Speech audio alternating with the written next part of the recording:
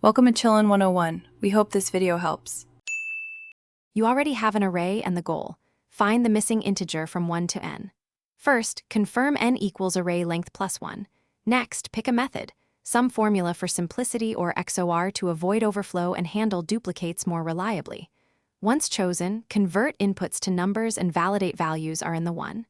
N range. Make sure to initialize accumulators.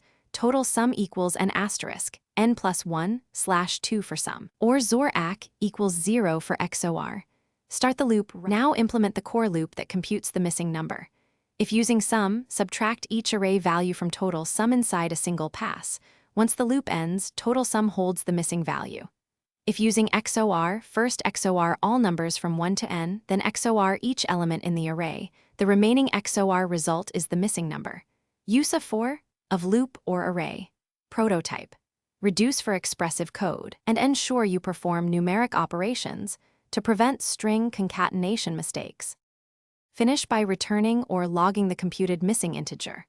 Once done, verify behavior with edge cases, empty arrays, n equals 1, or arrays with duplicates. If you get not n or unexpected results, make sure inputs are numbers and n was computed correctly. For some method, watch for integer overflow in extreme n and prefer XOR. If values fall outside 1. N, add validation to either sanitize or raise an error. This single check solves most debugging headaches. Thanks for watching. Consider subscribing if we helped you.